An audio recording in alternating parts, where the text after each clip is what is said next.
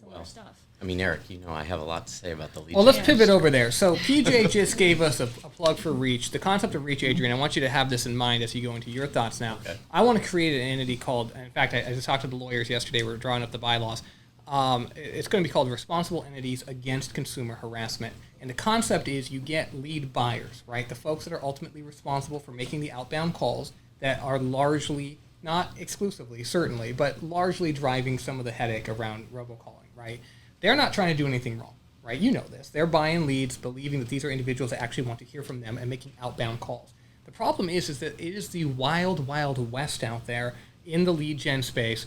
Leads can be sold 5 times, 10 times, 100 times, right? There can be aged leads that are 90, 180 days old. There are no rules, no regulations.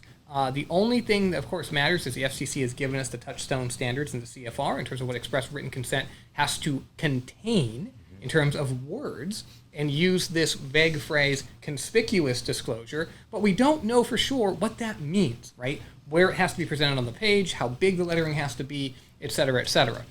We saw a huge potential shift in the Berman case recently. We talked to the Wolf of TCPA about that in our first episode. But the bottom line is I'm looking to create an organization that will set standards that will be very clear to consumers so that when they click on something, they know the disclosure is clear. It's on top of the button. It's in black and white. It's that 12-point font. It tells them exactly what's going to happen, who is going to be taking that lead, how many times it will be sold, how long it can be sold for.